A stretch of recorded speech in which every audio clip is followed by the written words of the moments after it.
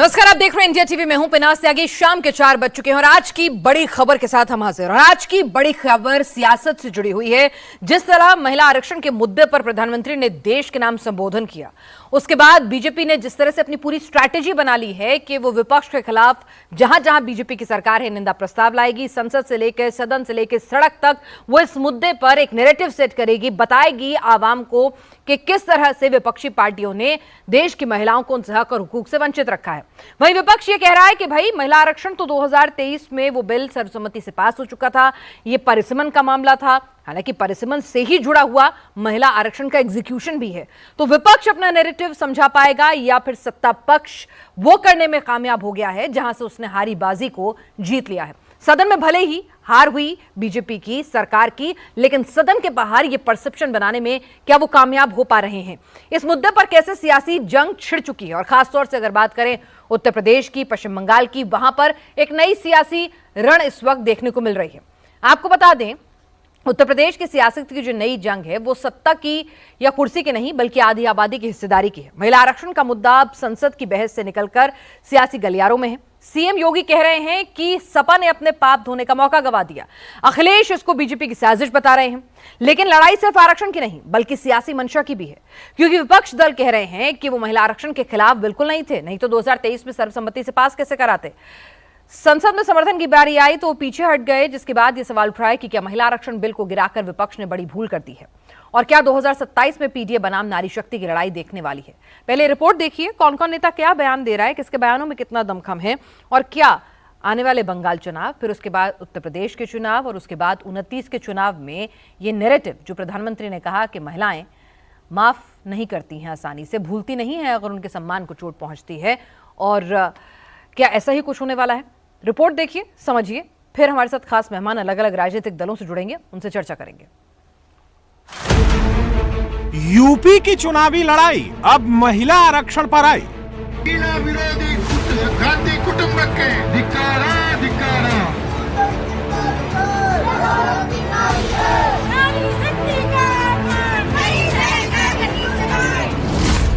योगी versus Akhilesh, महिला आरक्षण पर सियासी क्लेश।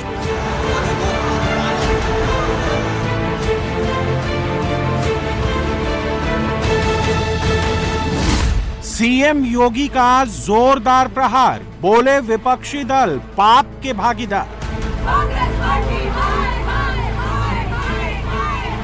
संसद से शुरू हुई महिलाओं के हक की लड़ाई अब सबसे ज्यादा उत्तर प्रदेश में गरमा रही है। यूपी में विधानसभा का चुनावी घमासान 2027 में होना है, लेकिन महिला आरक्षण को लेकर इसकी स्क्रिप्ट 2026 में ही लिखी जाने लगी है। महिला आरक्षण पर वैसे तो देश में महाभारत छिड़ी हुई है, लेकिन यूपी में इसकी सबसे ज्यादा बानगी देखने को मिल रही है। बीजेपी अब इसे महिलाओं के हक बनाम विपक्ष की लड़ाई बना रही है, तो उधर अखिलेश यादव ने भी बीजेपी के खिलाफ मोर्चा खोल रखा है। उत्तर प्रदेश के मुख्यमंत्री योगी ने आज एक बार फिर महिला आरक्षण बिल को लेकर विपक्ष को निशाने पर लिया और कहा कि आधी आबादी के मन में विपक्ष की नारी विरोधी सोच को लेकर भारी आक्रोश है और वो अब विपक्षी दलों की षड्यंत्रकारी सोच को समझ चुकी है। आधी आबादी के मन में विपक्ष के इस नारी विरोधी आचरण के बारे में भारी आक्रोश है और वह आक्रोश कांग्रेस और इंडी गठबंधन के सहयोगी दल Samajwadi party, RJD, TMC, DMK और अन्य उन दलों का जो इस पाप में भागीदार थे, उनके प्रति आधी आबादी के मन में यह आक्रोश आज देखने को मिल रहा है कि कैसे एक और प्रधानमंत्री जी के द्वारा उठाए जाने वाले एक एक समाज के, देश के हित में जो कदम उठाए गए हैं, उन कदमों में कैसे बैरियर के रूप में और उन कदमों को आगे बढ़ने से रोकने के लिए इंडी गठबंधन किस हद तक जाकर के षड्यंत्र करता है। सीएम योगी यहीं नहीं रुके, उन्होंने इंडी गठबंधन पर महिलाओं के खिलाफ साजिश रचकर बिल को गिराने का आरोप लगाया और कहा कि जिस विपक्षी दल ने इस बिल को गिराने का पाप किया है, देश की आधी आबादी कभी भी उनको माफ नहीं करेगी। उत्तर प्रदेश में समाजवादी पार्टी को आप जब नाम लेते हैं तो यहां तो पहले से ही चर्चा होती है, देख सपाई बिटिया घबराई। यानी स्टेट गेस्ट हाउस कांड, इनके पास अपने उस पाप को धोने का एक अवसर था। इनको इस अधिनियम को पारित करने में अपना योगदान देना चाहिए था, लेकिन दुर्भाग्य है कि लोग बैरियर बने रहे। सीएम योगी ने अखिलेश समेत विपक्षी दलों को नारी शक्ति का विरोधी बताया तो अखिलेश यादव ने महिला आरक्षण बिल को लेकर सरकार की नीयत पर ही सवाल खड़े कर दिए।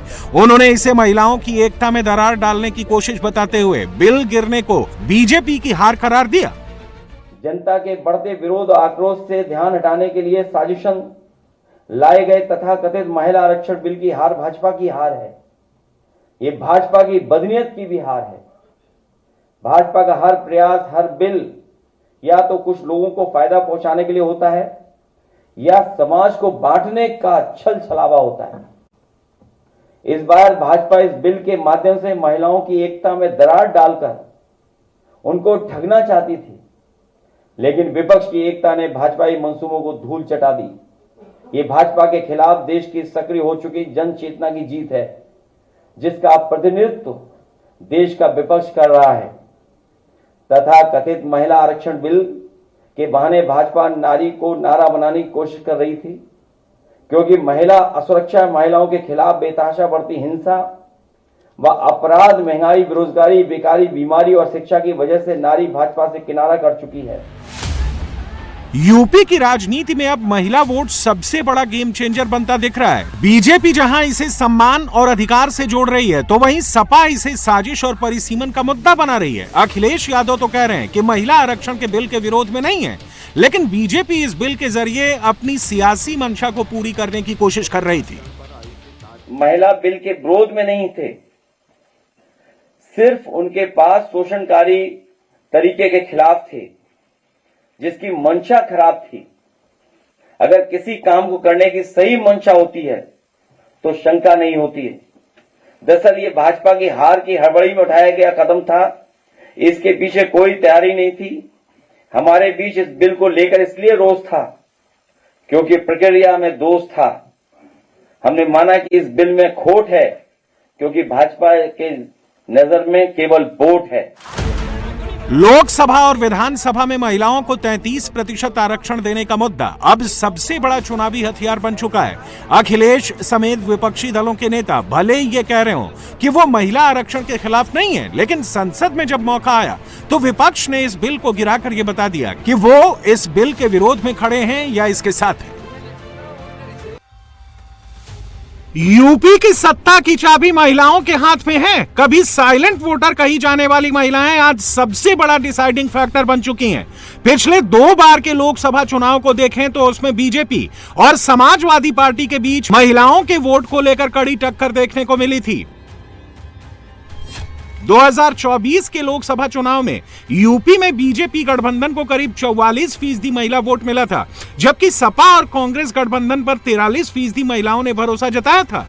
वहीं अगर 2019 के लोकसभा चुनाव की बात करें तो उस चुनाव में यूपी में बीजेपी गठबंधन को करीब 48%, जबकि सपा और बसपा गठबंधन को करीब 40% वोट मिला था।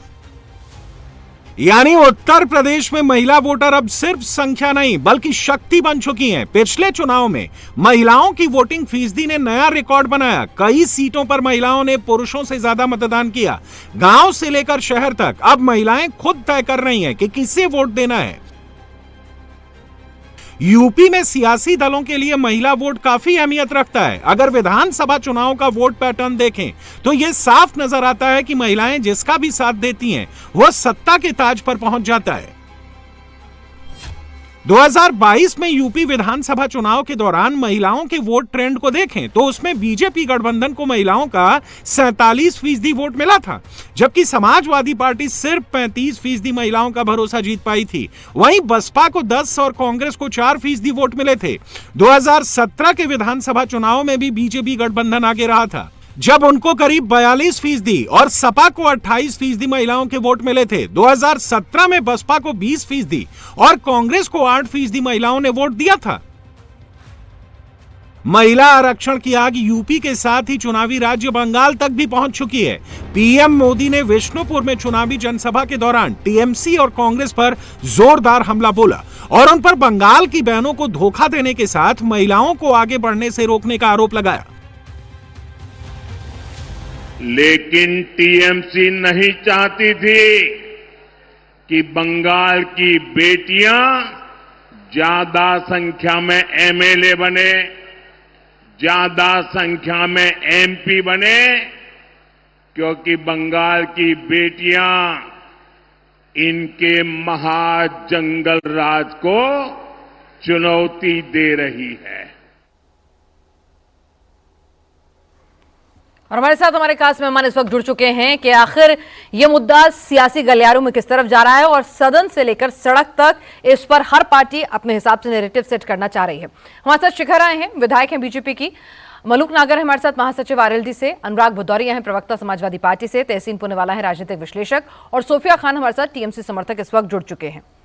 सबसे पहले अनुराग जी आप ही के साथ, यहाँ पर योगी जी कह रहे हैं मौका था गेस्ट हाउस कांड के जो पाप थे उन्हें धोने का, मौका गंवा दिया आपने, बड़ी गलती कर दी, खमियाजा भुगतना पड़ेगा 27 के चुनाव में। मुझे लगता है कि उत्तर प्रदेश के मुख्यमंत्री जी को एक बार अपना बयान भी सुन लेना चाहिए था। जब वो लोकसभा में थे तो उन्होंने महिला आरक्षण के बारे में क्या बोला था, अगर वो सुन के बोलते तो शायद वो सही बोलते। अब सवाल है कि देश के अंदर में महिला बिल का अगर किसी ने विरोध किया है, पास नहीं किया, तो भारतीय जनता पार्टी ने किया। उनकी नीयत सही नहीं है। उनकी नीयत है कि वो उनको सपना तो दिखाना चाहते हैं महिलाओं को, उसका सपना पूरा नहीं करना चाहते। अगर आपको महिला बिल पास करना था, नारी शक्ति बंधन अधिनियम बिल अगर आपको पास करना था, तो 2023 में जब आप बिल लेके आए थे तो उसी समय आप 543 सीटों में रिजर्वेशन दे देते, 33% महिलाओं को, महिलाएं आ जाती लोकसभा में। आज अपने भविष्य का खुद होता है कर ली, तो उनको भविष्य आगे क्या करना है। लेकिन तब आपने क्या किया था, तब आपने उसमें खुड़पेच लगा दी थी। 334A उसमें आपने लगा दिया कि जब तक जनगणना नहीं होगी तब तक जब जनगणना होगी, परिसीमन होगा, तब महिला बिल को हम लागू करेंगे। तो आपने ऐसा क्यों किया था, इसकी जरूरत क्या थी, एक बात। दूसरी बात, आज जब आप ये बिल लेके आए हैं तो आप महिला आरक्षण के लिए नहीं आए थे, आप परिसीमन के लिए आए थे। आप चाहते थे कि परिसीमन 2011 की जनगणना पे परिसीमन कर दे हम। अब तक 2011 की जनगणना पे आप परिसीमन करना चाहते हैं उसके, और आज की जनगणना जब आपने बोला था हम 2026-27 में जनगणना पूरी कर देंगे, तो जनगणना पूरी कर देते आप और महिला आरक्षण लागू कर चलिए, देते। तो जो समाजवादी पार्टी के अध्यक्ष और मुखिया अखिलेश कह रहे हैं शिखर राय जी, वही बात अनुराग जी दोहरा रहे हैं। दिक्कत ये थी कि नियत में खोट है आपकी, नियत में खोट है शिखा जी आपकी। अरे भाई मैं आपके बीच में बोलूंगा अच्छा लगेगा? नहीं, अरे मैं उनसे सवाल पूछ रही हूँ, अनुराग जी उनको मौका दे रही हूँ, थोड़ा सबको देंगे, टाइम लिमिटेड होता है ना, मेरे पास 5 मेहमान है। शिखा राय जी, नहीं मैं अपनी, आपने अपने आरोप लगा दिए, मैं आप ही के आरोप लेके उनके पास जवाब के लिए जा रही हूं। 10 सेकंड में 10 सेकंड और है, 10 सेकंड और है सब, 10 सेकंड में अपनी बात समाप्त कर लूं। 10 सेकंड शुरू। मैंने बोला कि जिस तरह की भारतीय जनता पार्टी राजनीति कर रही है, भारतीय जनता पार्टी महिलाओं के साथ सिर्फ राजनीति कर रही है, लेकिन उनको आरक्षण नहीं देना चाहती। मैं तो हिम्मत है तो कल बुला लीजिए ना, आज क्या संडे, मंडे को बुला लीजिए, आप सदन बुला लीजिए और 33% रिजर्वेशन दे दीजिए, मैं आपके साथ खड़ा हूं। चलिए, नियत में खोट है आपकी, बिल में दोष था जी। नियत जो है वो पिछले, अगर हम इतिहास उठा करके देख लें हमारे संसद का, हमारे आज़ादी के बाद का, कितनी बार ये सदन में बिल आया होगा और कितनी बार गिरा होगा। और हम सब ने उस समय की चर्चाएं आरजेडी, समाजवादी सबकी सुनी है कि उनके विचार क्या होते थे। कई बार तो ऐसी टिप्पणियां आती थी जो हमें लगता था कि ओहो ये बिल हो ही क्यों गया, एक महिला होने के नाते। लेकिन अगर नियत की बात करें तो 2023 में ये मोदी जी ही थे कि जिनके नेतृत्व में ये बिल आया और पास हुआ। नियत तो आप ही की सरकार ने लगाया था शिखा जी, स्पष्ट दिखती है। जब एक सेकंड शिखा जी, साथ साथ जवाब देते जाएं। महिला को अनुराग जी ने कहा क्लॉज भी आप ही ने लगाया था।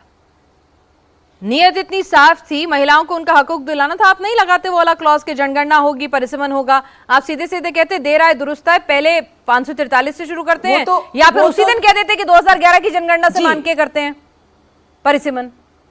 कोई अभी तो मुझे बताएं आपकी उस खोट नजर आ रहा है समय के सदन में विपक्ष को। मैं कहती हूं कि नियत में खोट होती तो बिल अभी अधिनियम संशोधन अभी भी नहीं लाने लेके आते। फिर तो अगर नियत में ही कोई खोट होती तो अभी भी नहीं लेके आते संशोधन। नियत में खोट किसकी नजर आई है? जो ट्विटर से प्लेटफॉर्म्स पे सोशल मीडिया पर पे तो महिला सशक्तिकरण की बातें करते हैं, और जब मौका मिला था इस बार कि वो अपनी वोट देकर के इस अधिनियम के संशोधन को कर सकते थे तो उन्होंने नहीं किया। ठीक है, हमें जवाब ये चाहिए कि अभी जब इनके पास अवसर था, जब वो भी अपनी नियत लेकर के आ गए थे, तब इनकी नियत में खोट, इनकी असलियत में इनका असली चेहरा जो अब सामने आया है कि ये केवल महिला सशक्तिकरण की बात कर देते हैं सोशल मीडिया पर। जब इनके पास ये मौका था कि ये पार्टिसिपेट करते और ये अधिनियम संशोधन होकर के आरक्षण मिलता, तो किसकी नियत की खोट नजर आती है? साफ तहसीन भी हमारे साथ राजनीतिक विश्लेषक एक सेकेंड, आपका नंबर आ गया। मैं अपने सारे पैनलिस्ट को चर्चा में शामिल करूंगी, उसके बाद आपके पास आऊंगी। जरा सुन लीजिए बाकियों को भी। तहसीन जी, अच्छा, यहाँ पर है कि नहीं मैं कह रही हूँ, सुन लीजिए ना, शुरुआत आपसे की, सबर रखिए। उसको धमकी के तौर पे मत बोलिए ना, आप धमकी के तौर पे मैं आपसे रिक्वेस्ट कर रही हूँ, आपको मैंने आपको कहा पहले भी एक, ठीक है प्लीज उलझिए मत। धमकी के तौर पे तहसीन जी, मुझे बता दीजिए कि यहाँ पर बात पूरी अब नैरेटिव की आ गई है। कुल मिलाकर देश की आधी आबादी को इफ एंड बट्स कितने भी लगा लीजिए, लेकिन उनका हक नहीं मिल रहा है। सरकार को मालूम था कि उसके पास नंबर नहीं है, बिल गिर जाएगा, वही हुआ। अब वहां से एक अलग नैरेटिव बिल्डिंग शुरू हो रही है। विपक्ष ने सेलिब्रेट कर लिया, जो और ज्यादा संवेदनहीनता दिखा दिया कि ठीक है, आपकी जो आइडियोलॉजिकल डिफरेंस थे आप रखिए उसको। तो अब यहां पर बात सदन से निकलकर सड़क पर आ गई है और आधी आबादी तक नैरेटिव पहुंचाने की आ गई है। आपको लगता है कि कहीं ना कहीं डिलिमिटेशन तो होना ही था, आज नहीं तो थोड़े दिन बाद होगा? बड़ा दिल दिखाना चाहिए था, ये एक राजनीतिक ब्लंडर हो गया है। थैंक यू पिनाज जी, मुझे आपके साथ शो में शिरकत करने का मौका मिला। दो सवाल आपने पूछे, एक तो जो पॉलिटिकल सवाल जो सड़क पर अब होगा, दोनों पार्टी दोनों साइड्स आरोप लगाएगी, दूसरा डिलिमिटेशन का। मैं पहले सवाल का जवाब देता हूँ। कल हमारे आदरणीय प्रधानमंत्री ने हम सबको संबोधित किया और मुझे दिख रहा था, बहुत दुखी थे वे कि जो उन्होंने प्रस्ताव लाया कि संविधान में संशोधन करना, ये हम विपक्ष, मैं विपक्ष में हूँ, हम विपक्ष ने इसको पास नहीं किया, हमने इसको अलाउ ही नहीं किया और प्रधानमंत्री इतने दुखी थे। अब मेरे आपके माध्यम से आदरणीय प्रधानमंत्री को विनम्रता से एक सुझाव है। आदरणीय प्रधानमंत्री आज ऐलान कर ही दे कि 30%, 20 सूबों में इनकी सरकार है, इनकी हुकूमतों में वो 30% महिलाओं को बना दे। वो एफिडेविट वाला सम्राट चौधरी से अच्छा कोई महिला ही होगी, महिलाओं को बना दे। एक ही रेखा गुप्ता जी है, तो 30% महिलाओं को चीफ मिनिस्टर बना दे। दूसरा, प्रधानमंत्री जी आज हमें डाली दे मैट के ऊपर, आज हमें खत्म कर दे। प्रधानमंत्री जी बोले कि भाजपा 29 में 30% महिलाओं को, 33% महिलाओं को टिकट देगी, और ये महिला किसी की पत्नी, बीवी, नेता की पत्नी, बीवी, बहन नहीं, हम राजनीतिक नेताओं को, जो वो महिलाओं को देगी, चिका जी जैसी जो जमीन से उठकर ऊपर आई है। हम 33% टिकट देके कर दे भाजपा डिक्लेयर। मैं खुद प्रधानमंत्री जी की तारीफ करूंगा। दूसरी आपकी बात थी, आपने बात डिलिमिटेशन की थी, बिल्कुल सही है पिनाज जी 3 बिल आए थे। हम अक्सर गलती करते, एक केवल महिला आरक्षण का बिल नहीं आया था, 2 और बिल आए थे, सेंसस और डिलिमिटेशन का। ये दोनों बिल क्या कहते थे पिनाज जी, अपने बिल पढ़े, कहते कि 2026 में सेंसस होगा, 27 में डिलिमिटेशन होते, 29 में डिलिमिटेशन लागू होगा, और उसके उस हिसाब से 29 में लोकसभा चुनाव होंगे। अगर 29 में लोकसभा चुनाव जो होगा, नए सेंसस और नई डिलिमिटेशन होगा, तो महिलाओं को आरक्षण जो 29 में आना था, नए सेंसस और डिलिमिटेशन के हिसाब से लेते। वहां 2011 क्यों घुसाया आपने? आप इसी से कर लेते। 26 में आप सेंसस कर रहे 27 में डिलिमिटेशन कर रहे, तो मामला 2034 तक लटक जाता, 2034 तक लटक जाता ना। फिर उन्होंने कहा कि भाई 2000 पहले से ही 40 साल का इंतजार हो गया है, 2029 में कर लीजिए, डिलिमिटेशन होकर 850 सीटें होनी है ना। करती है यही कंफ्यूजन। देखिए, जो 23 में बिल पास किया उसमें कहा 34 में महिला आरक्षण आएगा आफ्टर सेंसस और डिलिमिटेशन, करेक्ट। अभी जो बिल लाया सेंसस और डिलिमिटेशन के बिल में कहा ये 29 में हो जाएगा, 26 में सेंसस खत्म होगा मार्च 27 तक, 27 में डिलिमिटेशन चालू होगा, 28 में खत्म होते, 29 के चुनाव नए डिलिमिटेशन और सेंसस हो गए, और महिला आरक्षण 29 में आएगा। तो आप इसी से कर लेते, 2011 में क्यों गए आप? इसी से कर लेते हैं, कौन रोका आपको? नहीं, वो प्रक्रिया पूरी नहीं हो पाएगी, वो ये कह रहे हैं उसमें टाइम लगेगा। तो जातिगत जनगणना भी है। जरा सोफिया खान जी है टीएमसी से, आपने बोला थोड़ा वक्त सबको देती हूँ, सेकंड राउंड के लिए आऊंगी। सोफिया खान जी, मुझे समझा दीजिए, अगर इस पूरी राजनीतिक कवायद का कहीं सबसे पहला टेस्ट होना है तो वो बंगाल की भूमि है, और बंगाल में ममता बनर्जी को महिला वोट बैंक का साथ मिलता है और इसीलिए वो तमाम विरोधियों को मात देते हुए सत्ता की कुर्सी तक पहुंचती है। उनका कोर वोट बैंक है जो इंटैक्ट रहता है, कोई आए कोई जाए। तो ऐसे में क्या जब ये नैरेटिव बनेगा कि टीएमसी भी उनमें से एक पार्टी थी जिसने महिलाओं को 33% आरक्षण लागू होने के लिए जो कवायद जरूरी थी उस प्रस्ताव को पारित नहीं होने दिया, ये मैसेज लेकर जब बीजेपी घर घर जाएगी तो आपके लिए मुश्किलें बढ़ जाएंगी क्या? पिनाक जी देखिए, अग्नि परीक्षा से ममता बनर्जी 15 साल ऑलरेडी वो गुजर चुकी हैं, और जितनी महिलाएं सांसद हमारी हैं, मतलब तृणमूल कांग्रेस की तरफ से हैं, पूरे सदन में 38% वो जो सबसे ज्यादा अपने आप में एक इतिहास रचता है। तो ममता बनर्जी ने कभी भी किसी आरक्षण का इंतजार नहीं किया। ममता बनर्जी ने कभी ये नहीं देखा कि हमें चुनावी वादे करने हैं या आरक्षण की वजह से उनको महिलाओं को सपोर्ट करना। ऑलरेडी हमारी जो प्रकल्प जो चल रहे हैं वो तो है ही, जो अपने आप में मुख्यमंत्री को एक अनोखा बनाता है, महिला सशक्तिकरण का एक मिसाल बनाता है। वो खुद भी एक सशक्त और लड़ाकू नेत्री हैं, और अपनी महिलाओं को वो उसी भी तरीके से, वो आम महिला हो जिसको वो लक्की भंडार देकर सशक्त कर रही हैं, या वो खास महिला हो जो सदन में हो या जो विधायक हो। तो हमने एक एग्जाम्पल सेट किया है कि what India thinks tomorrow, Bengal thinks today. Very good, very good. आपको एक डेटा के साथ रोकना चाहूंगी, ठीक है? आपने मुझे डेटा दिया, एक डेटा मैं भी आपको दिखाना चाहूंगी, और इसीलिए मैं आपसे पूछ रही हूं कि ये आपके लिए कुछ टेंशन का विषय हो सकता है। 2011 में टीएमसी को महिलाओं का वोट मिला 49%, बीजेपी को 4% महिला वोट मिला। 2016 में टीएमसी को महिलाओं का वोट मिला 47%, बीजेपी को 10% मिला। यानी कि ममता दीदी का वोट बैंक इंटैक्ट रहा, बढ़ा घटा माइन्यूट। 2021 में 50% महिला वोट मिला टीएमसी को, और बीजेपी को मिला 36%। तो कहीं इस नैरेटिव के साथ जब बीजेपी मैदान में उतरेगी, एंटी इनकम्बेंसी पहले से ही है मैडम, जो सबके साथ होती है, बहुत नेचुरल है। तो ऐसे में सुनिए ना, ऐसे में आपको लगता है कि ये वोट बैंक आपसे छिटक सकता है? बीजेपी का लगातार ग्राफ बढ़ रहा है, आपका घट नहीं रहा है, मैं मानती हूं, लेकिन उसमें सेंधमारी हो सकती है। देखिए, पश्चिम बंगाल में उनके जितने भी कर्मी हैं, नेता हैं, या अभी फिलहाल विधायक हैं, इनफैक्ट उनके जो विपक्ष के नेता हैं शुभेंदु अधिकारी, वो सब टीएमसी के ही लोग हैं। तो टीएमसी वर्सेस टीएमसी आप कह सकते हैं। तो टीएमसी से तोड़कर ही ये लोग ईडी का डर दिखाकर, या जैसे मैडम उस वाले मुद्दे पे हम कई बार चर्चा कर चुके हैं। आज महिलाओं की बात हो रही है। सोफिया खान साहब, आप खुद एक महिला है, तो इसी टॉपिक पे रहिए ना। मैंने डेटा आपको कितने टीएमसी के नेता बीजेपी में गए इसका नहीं दिया, मैंने आपको डेटा दिया है कि महिलाओं के वोट का। तो आज उसी पे रहते हैं मैम। तो 400 पार कहा था, पश्चिम बंगाल में 200 पार किया था, कहा था, क्या हुआ क्या नहीं हुआ ना। मैंने आपको सीधा डेटा दिया, मैंने नारा नहीं पढ़ के सुना है यहाँ पे। आपने मुझे डेटा दिया, मैंने उसकी रिस्पेक्ट करी। आपने मुझे डेटा दिया, मैंने उसकी रिस्पेक्ट करी कि हाँ टीएमसी में महिलाओं का रिप्रेजेंटेशन बहुत ज्यादा है, अच्छा है। आपके डेटा के अनुसार ही मेरा डेटा नहीं है मैम, मैं कौन होती हूँ डेटा बनाने वाली? डेटा जो है इलेक्शन कमीशन डेटा रिलीज करता है, वो डेटा मैंने आपके सामने रखा है। महिलाओं के लिए ममता बनर्जी काम करती है। अरे मैडम, आपने सुना नहीं। सोफिया खान साहब, सोफिया खान जी, एक सेकंड। लक्की भंडार अगर हम दे, अरे आपकी तारीफ ही करी सोफिया खान जी, सुनी नहीं पा रही आप? सुनी नहीं पा रही? सुनिए, आपकी तारीफ करी, सुनिए। अरे भाई, इतनी ज्यादा बायस मत होइए, अपनी सोच में पीछे नोशन मत लेके आइए। सोफिया खान जी, मैंने यही आपसे कहा कि 2011, 16, 21 में मैंने यही कहा कि महिलाएं दीदी के पीछे खड़ी रहीं। पहले 49%, 47%, और फिर 2021 में 50%। लेकिन साथ ही साथ बीजेपी का वोट बैंक भी बढ़ता रहा। तो ऐसे में मैं कह रही हूं कि कहीं ऐसा तो नहीं है मैसेजिंग रॉन्ग चली जाएगी, दीदी का कोर वोट बैंक उससे छिटक जाएगा? मैं तो आप से ही पूछ रही हूं।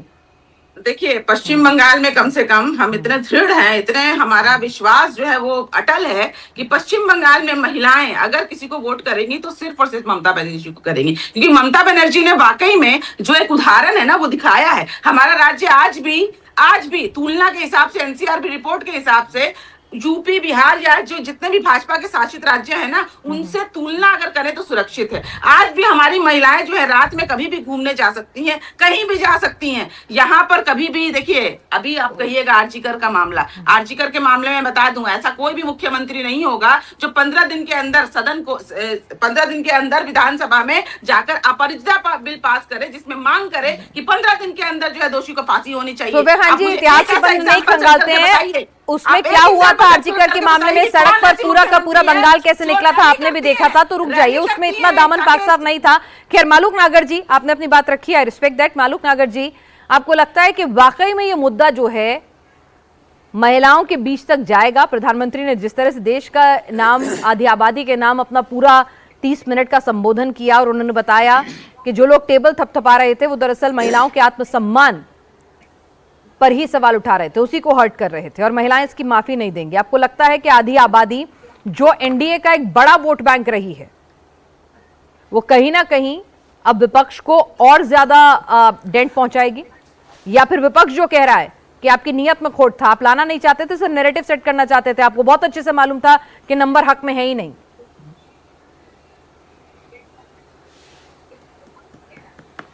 1947 में जब देश आजाद हुआ तो हमारे देश में 31 करोड़ लोग थे।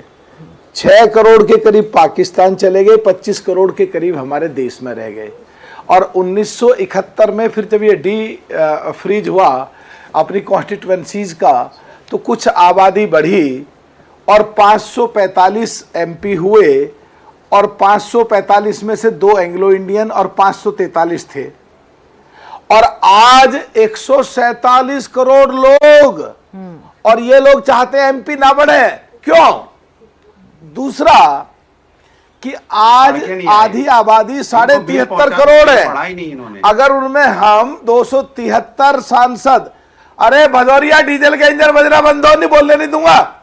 आज 273 में से ये लोग चाहते नहीं कि देश की महिलाएं के संसद में आए 273।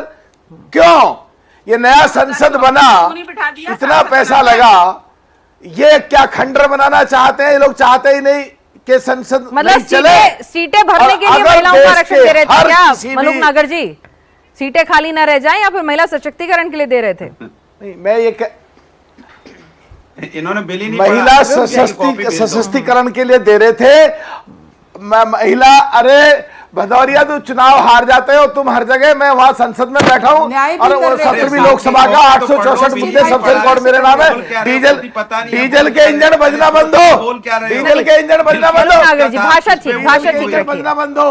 मलूक नागर जी भाषा ठीक रखिए, भाषा ठीक रखिए, किसी की तरह की भाषा का प्रयोग मत कीजिए। महिलाओं के सम्मान की तो बात कर रहे हैं आप। मैं तो कह रहा हूँ 543 में दे दो आप 181 रिजर्वेशन। त्यागी जी इसको क्यों नहीं दे रहे आप? बंद करोगे? मलूक नागर जी आप इस तरह के शब्दों का प्रयोग ना करें, उनका नाम अनुराग भदौरिया, उसी नाम से संबोधित करें। हम भाषा की मर्यादा का ख्याल रखेंगे दोनों के लिए। क्यों नहीं देना चाहते आप? हमारी ठीक है, एक सेकंड अनुराग भदौरिया जी, अनुराग भदौरिया जी, तो जब एक मिनट अनुराग भदौरिया जी, अगर ऐसा था, ठीक है, मैंने आपकी बात मान ली कि भाई सरकार की नीयत में खोट है, 543 में नहीं देना चाहते, लेकिन जब आपने सर्वसम्मति से 2023 में वो बिल पास होने दिया था, तब आप गिरवा देते। एक सेकंड मलूक नागर जी, गलत बात है, मेरी बात पूरी, एक सेकंड मलूक नागर जी, तब आप गिरवा देते वो बिल। आप कहते कि नहीं इस क्लॉज को हटाइए, आप कहते कि नहीं आपसे तत्काल प्रभाव से लागू कीजिए, आप संशोधन मांगते, आप कहते नहीं बिल्कुल नहीं पास होने देंगे, हम और इंतजार नहीं करने देंगे महिलाओं को, आप 23 से ही लागू करवाइए, 24 से ही। आपको कहना चाहिए था ना, तब आपकी आंख में पट्टी बन गई थी, तब क्यों नहीं आपने ये क्लॉज पर ऑब्जेक्शन किया था? आप तो सुन तो लीजिए, होगी आपकी वकालत होगी तो मैं बोल लूं। बोलिए। सवाल है कि भारतीय जनता पार्टी ये कह रही है कि हम महिला सशक्तिकरण करना चाहते हैं। बोलेंगे आप बिल लेके आए, अच्छी बात है, लेके आए। मेरी बात बीच में रोकोगे आप तो ये बोलेंगे कैसे? विनायक जी अगर मेरी बात बीच में रोकोगे आप तो ये बोलेंगे कैसे? इनको कैसे बोलने देंगे हम? इन्होंने महिलाओं के साथ अत्याचार करा है, महिलाओं सपने तोड़े, महिलाओं के खिलाफ काम करा है। ये लोग नहीं चाहते हमारे देश की महिलाएं आगे आए। ये लोग पाकिस्तान और तालिबान की तरह हमारे देश की महिलाओं को आगे आने से रोकते हैं और इनको दोबारा से बुलवा रहे हैं। पहले भी इन्होंने एक्स्ट्रा टाइम लिया था और इनका काम है महिलाओं के विरोध में बोलना। इनका काम है पाकिस्तान और तालिबान की तरह महिलाओं को रखना। आज महिलाओं को प्रधानमंत्री जी ने आजादी दी, आज महिलाओं को प्रधानमंत्री आगे लाना चाहते ही नहीं कि महिलाएं देश की आगे आए, पूरे देश का। एक सेकंड मलूक नागर जी, बस अगर लगातार बोलते रहेंगे तो एक तर्कसंगत चर्चा नहीं हो सकती, मुझे आपको फेड डाउन कराना पड़ेगा। ऐसे नहीं है ना, कम से कम सबकी बात सुन लेते हैं। आपको जब मैं बोल रही थी तो आप भाषा की मर्यादा का ख्याल नहीं रख रहे थे। आप किस तरह के शब्दों का प्रयोग कर रहे थे? आप किसी के लिए ऐसा मेरे शो में बोलेंगे, मैं नहीं एक्सेप्ट मेरे बीच में इनको क्यों बोलने दिया? नहीं, प्लीज, आप इस तरह के शब्दों का प्रयोग करेंगे किसी के लिए, ये तरीका नहीं है। उन्होंने तो नहीं किया आपके लिए। यहाँ मैं आप दोनों की लड़ाई सुलझाने नहीं आई हूँ, सॉरी। शिखा राय जी, शिखा राय जी, बेटी के साथ ये बीच में क्यों बोल रहे थे? मणिपुर की बेटी मैं ये कहना चाहती हूँ कि तर्क ये रखा जा रहा है कि 2023 में क्यों नहीं लेके आए, ये क्लॉज तब क्यों नहीं दी? अरे भाई, उसी को तो संशोधन के लिए लेकर के आए हैं, वही तो संशोधन करना था। अब जब मौका था उसको संशोधन करने का, जिस तरह की ये बात कर रहे हैं कि उसी समय 2011 ले आते, तो अब वही तो लेकर के आ रहे हैं। फिर अब क्या दिक्कत है? फिर अब दूसरे बहाने क्यों? और क्या डिलिमिटेशन की देश को जरूरत नहीं? क्या बढ़े हुई जनसंख्या को अपने प्रतिनिधित्व की जरूरत नहीं? और जब एक जस्टिफाइड तरीके से होता कि बढ़ी हुई सीटें भी होती, महिला आरक्षण भी साथ में होता, तो दिक्कत क्या है? हमें ये बताएं। इस समय हमें किसी के संबोधन में संसद में ये नहीं सुनने को मिला कि वाकई ही दिक्कत क्या आ रही है। 11 के सेंसस को लेकर के हम चलते हैं तो उसमें किसी को भी क्या फर्क पड़ रहा है? और आप अभी आपको अभी हो जाएगी तो अगली बार में अभी हुई है जनसंख्या सामने शिखा राय जी, बीजेपी को अभी इस बात का एहसास हुआ 2023 में नहीं था, जब आप लोगों ने खुद ही उसमें ये क्लॉज डाला था। नियत की बात करी जाती है, शिखा राय जी, दिक्कत मैं बताऊं तो उसी क्या का है? तो संशोधन आया है, चेतना तो कभी भी आती है। और अगर अधिकार में अब ये पता चल रहा था कि 29 में नहीं हो पाएगा संभव, क्योंकि सेंसस नहीं अभी तक हुआ है, अगर वो उसको संशोधन करके 29 में अधिकार देने के लिए हमारे साथ राजनीतिक विश्लेषक जुड़े हुए हैं। तहसीन, ठीक है, यहाँ पर अल्टीमेटली डिले हो रहा है, मैसेजिंग तो यही जा रही है ना, डिले हो रहा है। सबको मालूम है कि जो 25 साल का फ्रीज है उसे हटाकर डिलिमिटेशन करना ही करना पड़ेगा, कोई और विकल्प नहीं है। ठीक है, डिलिमिटेशन होना है। तो क्या प्रश्न ये भी नहीं उठता है कि क्या इतना डिले नहीं हो चुका? शिखा जी, एक सेकंड। तहसीन जी, फैक्ट है कि होना ही है, और ये बात सारी पॉलिटिकल पार्टीज को पता है। ठीक है, पुराना जो फॉर्मूला था, जो सत्ता पक्ष से चला रहा था, जिसमें कांग्रेस थी, तब वही फॉर्मूला ये लोग कह रहे हैं कि हम अगर वही अप्लाई करें तो साउथ का रिप्रेजेंटेशन और कम हो जाएगा। पुरानी परिसीमन आयोग कैसे गठित होता है, वही फॉर्मूला अपनाएंगे। अमित शाह जी ने कहा, तो मुझे जरा ये बता दीजिए कि तहसीन जी, जब पता था कि डिलिमिटेशन होना है, जब पता था करना ही करना है, जब पता था का फॉर्मूला भी है, और उस फॉर्मूले से इतर उठ के 50% वाली बात कह के थोड़ा और ज्यादा ही फायदा हो रहा था साउथ को, तो फिर विपक्ष ने, एक सेकंड, तो फिर विपक्ष ने ये रोड़ा अटकाया ही क्यों? क्यों एक ऐसी मैसेजिंग को जाने दिया? मैं तो जल्दी में दोनों एक ऐसी मैसेजिंग को जाने दिया जो आधी आबादी को, जिसका पहले से ही वोट आपको कम मिलता है। इंडिया अलायंस को मिलता है 64% महिलाओं का, और एनडीए को मिलता है 43%। पहले से इसमें गैप है। पिना जी, आपने बिल्कुल सही कहा, और मैं शिखा जी की बात से इत्तेफाक रखता हूं कि बिल आया था कि हमें संशोधन करना है।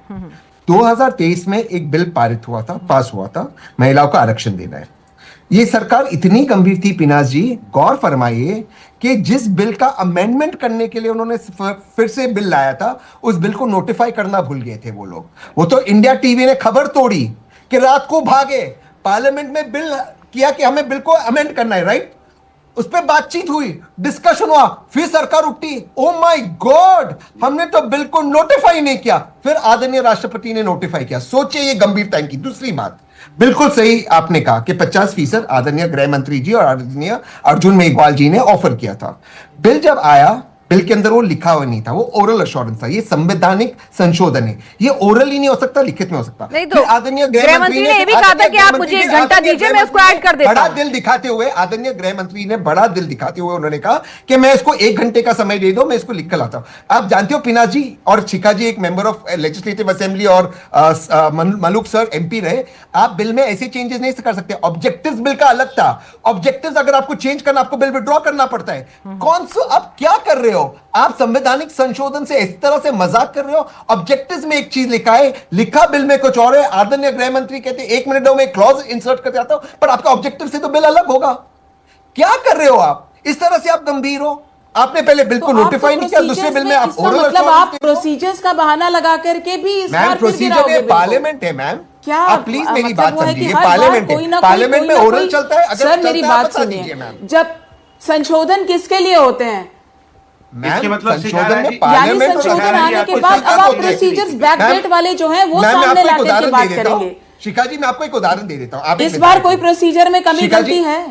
बिल्कुल है शिखा जी, आपने ऐसे मैं ये बिल कह लाए रही हूँ, जिसको इस बार कोई कमी गलती थी उस बिल्कुल संशोधन है में? शिखा जी, दो इस है। बार उसको आप पास जिस- करने में क्या दिक्कत थी? नहीं, क्योंकि वो नहीं हो अगर वो सकता, strike down होगा। 2011 के लिए भी होता तो एक अधिकार महिलाओं मैं को 2011 जो की मिलना बात ही चाहिए, नहीं कर रहा हूं। पॉलिटिकल जस्टिस इस देश में पिछली सरकारों नहीं, ने शिखा कभी राय नहीं जी, वो आपकी सोचा। सिंसियरिटी में तो सवाल वो उठा नीयत रहे तो हैं। साफ बिल स्पष्ट पास हो नजर जाता आती है, है, आपको भाजपा उसको की। नोटिफाई कराना भूल जाते हैं, फिर वो कह रहे हैं कि आप बिल के लिए आप पूरा का पूरा स्पेशल सेशन बुलाते हैं। आपकी मंशा मैं क्लियर है जवाब और दे आप दूं? भी बहुत अच्छे से मंजे हुए खिलाड़ी हैं, आपको पता है जी। कि सब कुछ तो लिखित वो- होना वो चाहिए मंशा पार्लियामेंट की नीयत प्रोसीडिंग्स बिल्कुल में, clear है ना? और आप वो पन्ना लिखना ही भूल जाते हैं, तो वो आपकी सिंसियरिटी पे सवाल उठा रहे हैं।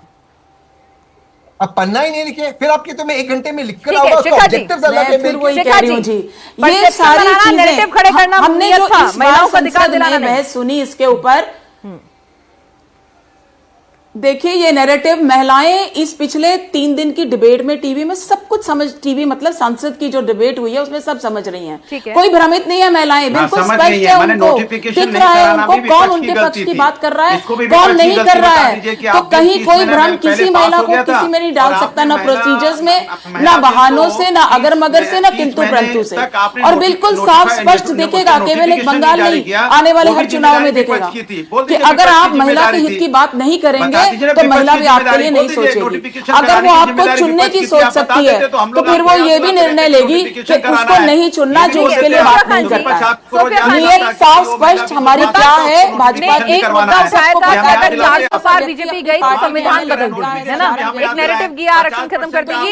एक कई बार राजनीति में नैरेटिव और परसेप्शन का बहुत बड़ा रोल होता है, ठीक है। निटी ग्रिटीज में ठीक है, सरकार के पास नंबर नहीं थे, फिर भी वो विशेष सेशन लेकर आए, क्या सिर्फ उन्हें पता था गिर जाएगा तो नैरेटिव बनाने के लिए लेकर आए, पर वो कह रहे हैं जी हम तो नहीं, हमारी तो नीयत साफ थी। तो आप लोगों के अपने अपने नैरेटिव हैं, लेकिन नैरेटिव अगर महिलाओं के बीच में जिस तरह से देश के प्रधानमंत्री आके संबोधित करते हैं, आधी आबादी से सीधा संवाद करते हैं, उनसे माफी मांगते हैं, एक एक दल का नाम लेकर बताते हैं, तो अगर ये नैरेटिव देश की आधी आबादी तक गया तो वो हर पार्टी को डैमेज करेगा। मैं सिर्फ अभी फिलहाल नैरेटिव बिल्डिंग और राजनीति की बात कर रही हूं, यहां से कौन सही कौन गलत, किसकी निटिग्रिटीज वो हमने डिस्कस कर रही है ऑलरेडी। नहीं, किसको मुझे बोलना है? सोफिया खान जी, मैं बोलूं? टीएमसी समर्थक सोफिया खान जी। जी अरे भदौरिया साहब, आपका नंबर नहीं है। सोफिया जी, अरे अपने आप मेरा को नंबर अनम्यूट ही कर तो लें है, पहले। आपका तो है ही नहीं, कहीं आप बिल ही नहीं पढ़ के आए हो, आपको पता ही नहीं किस पे वोटिंग होनी थी, और आप कह रहे हो कि मैं लोकसभा में सदस्य रहा सोफिया हूं। खान जी बोलिए। हाँ, मुझे थोड़ा बोलने हाँ, बोलिए, दीजिए, बोलिए। थोड़ा सा मुझे बोलने दीजिए, बिना इंटरप्टेड बोलने दीजिएगा प्लीज। देखिए, सत्य पर 11 साल से ये हैं, ठीक है। अभी ये महिलाओं को जो ये भ्रमित कर रहे हैं कि ऑपोजिशन जो विपक्ष है वो महिलाओं के विरोध में खड़ी है, तो ये महिलाएं अभी इस देश की महिलाएं वो अबला नारी नहीं और ना ही अनपढ़ है। सारी महिलाएं अभी सारी वर्डिक्ट को बातों को समझती हैं। तो ये महिलाओं के पीछे छुपना बंद कीजिए मोदी जी। महिलाओं के आड़ में ये जो आपने करने की कोशिश की, इसके बारे में अभी 4 दिन से चर्चा हो रहा है। अब तक लोग जान गए हैं कि ये महिला आरक्षण बिल नहीं है, बल्कि ये डिलिमिटेशन बिल को लाने की कोशिश की जा रही है, ताकि अपने हिसाब से ये सदन में सोफिया जी, डिलिमिटेशन तो होना ही है ना, फ्रीज वाले 25 साल खत्म हो रहे हैं, डिलिमिटेशन तो होना ही है, उसे तो कोई भी नहीं रोक सकता। 2029 के चुनाव में आपको डिलिमिटेशन के साथ ही जाना है। तो ये क्या है, डिलिमिटेशन बिल है, फिर महिला क्या करना? नहीं, एक सेकंड, इसमें क्लॉज ये है मैडम, इसमें क्लॉज ये था कि महिला 24 में 33% महिलाएं अब तक सदन में बैठी होती, 13.5% नहीं होती। उन्होंने, भाजपा की महिलाएं देखिए इतनी नेटिविटीज तो आप भी समझती हैं कि डिलिमिटेशन बिल से ही कनेक्टेड महिला आरक्षण का बिल भी है जो पास हो चुका है कि भाई डिलिमिटेशन होगा, जब संख्या बढ़ेगी तब महिलाओं को आरक्षण मिलेगा। मान भी लिया कि डिलिमिटेशन होना ही आज नहीं तो कल, तो फिर ये महिलाओं के आड़ में ये क्या करना है कि महिला विरोधी है विपक्ष और ये मोदी जी का तो जब होना ही है तो पास क्यों नहीं करा दिया? अभी देखिए, अगर डिलिमिटेशन होना ही है, फ्रीज खत्म ही हो रहा है, तो पास क्यों नहीं करा दिया? लागू कीजिए ना, क्यों इन्हें महिलाओं की आड़ लेने दी? सारे राज्यों में लागू कीजिए। आपने 2024 में क्यों नहीं लागू किया? हम तो कह रहे 50% दे दीजिए। हम ऑपोजिशन जो है वो कहने को तैयार है कि आप अपने सीटों में दीजिए ना भाई। आपके जो सांसद है वो महिला पुरुष सांसद बैठ के मलाई खा रहे हैं और इनकी महिलाएं बैठ कर डिबेट कर रही हैं। कितनी है भाई? 13.5% ही है ना, उसमें से भी भाजपा की महिलाएं कितनी होगी आप सोच लीजिए। भाजपा की महिलाएं कितनी सशक्त है वो उनको भी पता होगा। चलिए ठीक है, अब सवाल यहाँ से देखिए, महिलाओं को उनका हक नहीं मिला है, महिलाओं को एक बार फिर इंतजार करना पड़ा है। इंतजार के पीछे सरकार की मंशा और विपक्ष के अपने आरोपों के बीच में महिलाएं खुद समझदार हैं, तय कर लेंगी कि किसकी नीयत कितनी पाक साफ थी। लेकिन एंड रिजल्ट तो यही है कि आधी आबादी को उसका 33% हक इस बार भी नहीं मिला है। हालांकि पीएम ने जरूर कहा है कि भाई अभी नाउम्मीद नहीं होना है, ये लड़ाई उन्हें आगे भी वो लड़ते रहेंगे और सही वक्त आने का इंतजार करना है, तो उम्मीद बांधे रखनी है। प्रधानमंत्री ने तो ये कहा है। बहरहाल विपक्ष कह रहा है कि ये बिल की आड़ में डिलिमिटेशन की साजिश थी, जो डिलिमिटेशन होके ही रहना है। तो सबके सामने, महिलाओं के सामने दोनों पक्षों का नैरेटिव आ ही रहा है। देखते हैं आधी आबादी किस तरफ, किस रुख को चुनेगी और जिसका पहला नतीजा जो है इस पूरी कवायद का, वो 4 मई को थोड़ी और क्लियर पिक्चर के रूप में सामने आएगा। आप सभी लोग इस चर्चा में शामिल हुए, आपका बहुत बहुत शुक्रिया।